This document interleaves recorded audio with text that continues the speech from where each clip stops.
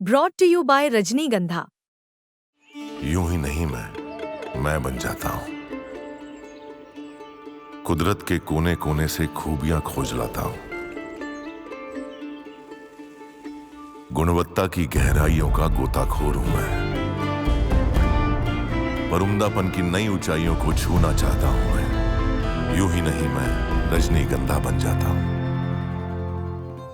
अगर आपको प्रेम कहानियां पसंद हैं और आप सोचते हैं उफ, राज कपूर के दौर की फिल्म जो प्रेम कहानी होती थी, जो शेर और शायरी होती थी, तो वो पुराने जमाने में भी हम चल रहे हैं, लेकिन नए जमाने के तड़के के साथ। क्योंकि ये ऊल जुलूल इश्क जो सबसे पहला गाना मैंने सुना, उसका जो अभी तक ट्रेलर्स वगैरह आ रहे हैं, ये क्या होता है ऊल जुलूल इश्क? उलझा हुआ ऊल जलूल इश्क वो होता है जो बहुत ही उलझा हुआ, अपने आप में गोल गोल, पता नहीं कहाँ शुरू होता है कहाँ खत्म होता है, शुरुआत क्या थी, आगाज कहाँ से हुआ था, अंजाम क्या होगा, क्या महसूस हो रहा है, क्या महसूस होना चाहिए। तो एक तरह का एक जलेबी जैसी नहीं होती, वैसा होता है ऊल जलूल इश्क।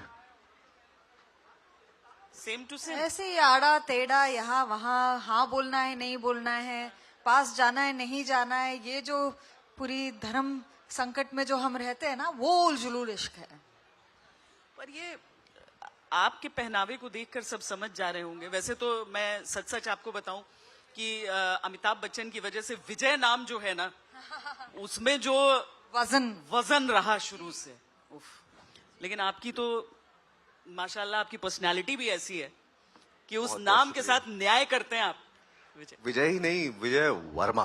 विजय वर्मा। जो दीवार वाले बच्चन साहब का नाम था विजय वर्मा, एक्चुअली उनकी कुछ 3-4 फिल्मों में उनका नाम हुबहू विजय वर्मा था। और जब मैं जावेद साहब से मिला, कह रहा है अपने आप को तुम विजय वर्मा बोलते हो, लेकिन तुम्हारा नाम दिया है हमने। अच्छा, ये आजकल के जमाने के इश्क को जिस तरीके से परिभाषित करते हैं सब, उसमें हम कहते हैं कि ये डीएम्स पे होने वाला, व्हाट्सएप पर प्रपोज किया जा सकता है।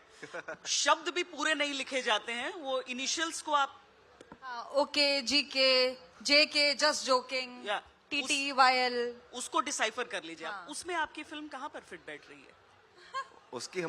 उसमें हमारी फिल्म वैसे फिट बैठती है कि हम जो भी 90s वाले हैं, जो थोड़ा बहुत मोबाइल फोन के आने से पहले का जीवन जी चुके हैं, वो उसकी एक झांकी मिलेगी। कि लैंडलाइन पे खड़े होना, एक मिस कॉल का इंतजार करना, दोबारा कॉल करना, किसी को बोलना कि मैं घर से निकल चुका हूँ, पहुंच जाऊंगा थोड़ी देर में, तो 4 बार बताना नहीं पड़े कि 5 मिनट्स अवे, 2 मिनट्स अवे, आगे वाला इंतजार करता था। जब किताब पढ़ने का भी लोगों को शौक होता था, अखबार पढ़ने का शौक होता था, अगर दोपहर में लाइट चली जाती थी तो कुछ नहीं करने का शौक होता था। तो फिल्म दिल्ली में सेट है, पुरानी दिल्ली का किरदार है मेरा, तो दिल्ली के साथ एक कनेक्शन इस फिल्म का है। मेरा पहला दिन का शूट दिल्ली में ही हुआ था। तो आई थिंक जैसे हम लोग बैठ के अपने पुराने फोटो एल्बम नहीं देखते घर पे, कि उस टाइम पे चलन होता था कि अभी सब फोन पे दिखा देते हैं, लेकिन किसी के घर पे अगर आप जाते थे तो उनके घर के एल्बम आपको दिखाते थे, मतलब आप बहुत करीब हो उनके, और वो एल्बम के जरिए आप उनको जानते थे, कहाँ क्या देखा है, कहाँ घूमे हैं, कैसी शादी थी। तो ये फिल्म आपको पुराने फोटो एल्बम की याद दिलाएगी। ये मिस्ड कॉल का आपने जिक्र किया, मुझे तो याद आता है कि बहुत सारे लोग अभी सोचे होंगे मोबाइल के जमाने में, मोबाइल में भी जब वो 15 इनकमिंग भी 15 रुपए होती थी, लोग एक मिस्ड कॉल देकर छोड़ते थे। लेकिन ये तो उस समय की भी बात आप बता रहे हैं जब फोन में 2 घंटी के बाद काट देना, जहां पर नंबर लिख कर नहीं आ रहा है, आपको समझ लेना है 2 घंटी बजी तो किसकी घंटी है। लेकिन इस फिल्म के समय मतलब इतने बड़े बड़े चेहरे, इतने बड़े बड़े नाम इसके साथ जुड़े हुए हैं फातिमा, मतलब काम करने में बड़ा प्रेशर रहा होगा इसमें। मतलब नसीर सर तो मतलब दिग्गज नहीं। जैसे मैं अभी आपको साइड में कह रही थी कि जो बड़े और बेहतरीन एक्टर्स होते हैं, जिनके पास बहुत एक्सपीरियंस होता है और जिनको देख के हम इंस्पायर होते हैं, हम अपने जहन में इतने सारे ख्याल बना देते हैं कि पता नहीं वो जज करेंगे नहीं करेंगे, मैं ये डायलॉग ऐसे बोलूं वैसे बोलूं, है मैं इस दुनिया की सबसे वर्स्ट एक्टर हूं, उनको लगता होगा अब मैं क्या करूंगी। तो वो अगर राइट या लेफ्ट भी देखेंगे आप सोचोगे अपने दिमाग में कि वो उन्होंने उधर इसलिए देखा क्योंकि उनको मजा नहीं आया, ये आप अपने दिमाग में बना देते हो। ये होती है स्टार्टिंग के 10 मिनट का पूरा कॉन्वर्जेशन खुद के साथ। फिर जब वो आते हैं और वो बात करते हैं, वो आपको इतने प्यार से आपके साथ रहते हैं। एंड जो एक्सपीरियंस्ड एक्टर्स होते हैं ना, वो इतने हम्बल होते हैं। वो थैंक यू। मैं तुम्हारा वो इतने हम्बल होते हैं, जैसे विजय वर्मा ने कहा, ऑलरेडी थैंक यू कह दिया है। वो आपका ख्याल रखना चाहते हैं, उन्हें बिल्कुल वो फिल्म के बारे में सोचते, सीन के बारे में सोचते, वो अपने बारे में नहीं सोचते। तो ऑटोमेटिकली माहौल ना एकदम आसान बना देते हैं। योर वेलकम विजय।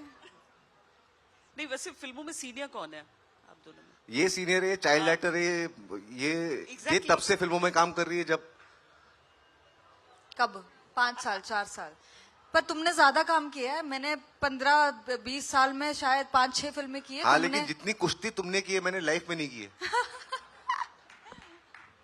तुमने जितने मर्डर किए मैंने भी नहीं किए। ये इस कमाल की जुगलबंदी को देखकर आप समझ रहे होंगे यहाँ पर, और इनके पहनावे को देखकर आप समझ रहे होंगे कि ये शायर हैं इस फिल्म में। शायर हैं या उभरता हुआ शायर है? ये मतलब वो भी शायर है। नौसिखिया शायर है एक्चुअली। प्रिंटिंग प्रेस को छुपाने के लिए बहरूपिया बन के आता है शायरी सीखने का शागिर्द। तो है कुछ कहानी में कुछ ट्विस्ट है, उसके लिए फिल्म देखनी पड़ेगी। हाँ, लेकिन जब नसीर सर सामने हो तो सबको मौका मिलेगा तो सब कोशिश करेंगे कि एक आधा शेर उनसे सीख ले। आपने क्या सीखा इरशाद? ट्रेलर में दो शेर आपने सुने हैं, मैं आपको कुछ नया सुनाऊंगा फिर। जो फिल्म में है, अर्ज किया है इरशाद सॉरी, हाँ। मैं जोन आउट हो रही। मैंने पहले ही बोल दिया था। कि जीस्त के पेचो खम, जीस्त माने जिंदगी, पेचो खम मतलब उतार चढ़ाव टेढ़ा मेढ़ा रास्ता जो, कि जीस्त के पेचो खम ये गम हाय कम नहीं होते। जीस्त के पेचो खम ये गम हाय कम नहीं होते, वो तो हो जाते हैं वो, हम नहीं होते। वाह, क्या बात है। ये फिल्म में इस्तेमाल हुआ शेर, क्या अपने अंदर की भी शायरी निकलना शुरू हुई है इसके बाद से फिल्म? नहीं, वो करके मैं ये सारा स्टेडियम नहीं खाली करूंगा। मैं शायरी नहीं, मैं चुप ही सही हूँ, मैंने कुछ नहीं बोला, मैं सिर्फ सुनती हूँ।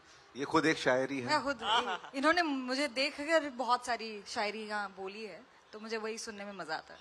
अच्छा, मनीष मल्होत्रा, उनका नाम एक फिल्म के साथ जुड़ रहा है पहली बार। क्या उनके सेट्स किस तरह का एक्सपीरियंस रहे? जब हम सॉरी, आप बोलना चाहोगे? बोलो। हाँ, जब स्क्रिप्ट आई थी तो स्क्रिप्ट में ऐसे कुछ लिखा था कि ना 20 रुपए 30 रुपए की स्ट्रगल चल रही है, 200 रुपए के लिए वांदे लगे हैं, और बहुत ही मतलब सर्वाइवल फेज में है कैरेक्टर्स। बहुत अमीर लोग नहीं है, बहुत गरीब भी नहीं है, लेकिन है स्ट्रगल लाइफ की। तो मुझे लगा कि फटीचर हालत में रहेगा किरदार मेरा, है ना। पजामा फटा हुआ है, कुर्ता 4 बार सिल चुका है, रफू किए हुए कपड़े होंगे, तो मुझे लगा वही होगा। लेकिन मनीष मल्होत्रा जब प्रोड्यूसर होते हैं तो फटीचर भी बहुत खूबसूरत लग सकता है। ये मैंने पहली बार देखा। वो ना जब भी वो सेट पे आते थे ना, एक चीज से हम बहुत खुश होते थे, उन्हें खाने का बहुत शौक है और खिलाने का बहुत शौक है। तो जब भी वो सेट पे आते थे ना, इतना सारा खाना आ जाता था हमारे सामने। मतलब मकई की रोटी, हम लोग पंजाब में शूट कर रहे थे, तो व्हाइट मक्खन, मकई की रोटी, साग, क्योंकि हमारे जो डायरेक्टर है वो काफी पैशनेट से है, वो हमें ब्रेक नहीं देते थे, लंच ब्रेक। तो हम लोग ऐसे काम कर रहे हैं, अभी अच्छी फिल्म है, हम सब बहुत खुश है, बट जब भी मनीष आता था ऐसे लगता था कि ये फरिश्ता आ गया है, आज हमें बहुत ही अच्छा खाना 1 मिलेगा। घंटे का लंच ब्रेक, 1 घंटे का नहीं तो 10 मिनट टक टक टक टक खत्म। आमतौर पर ये लग्जरी है 1 घंटे का लंच ब्रेक मिलना? नहीं, 1 घंटे का लंच होता ब्रेक है, इज अ नॉर्म। जनरली होता है, बट यहाँ पे थोड़ा। लेकिन चूंकि हम लोग जनवरी की ठंड में शूट कर रहे थे तो लाइट हमको जितनी चाहिए थी फिल्म में उतनी मिलती नहीं थी। सनराइज लेट होता था, सनसेट जल्दी होता था, और फिल्म में इतने भारी भरकम डायलॉग हैं, ऐसी भाषा, ऐसी बोली जो हमारे जबान से जल्दी से निकलती नहीं, तो हम लोग थोड़ा सा गर्म होते थे, तैयार करते थे अपने आप को। और वो भी भंसाली जी को असिस्टेंट रह चुके हैं, तो आप समझ सकते हैं।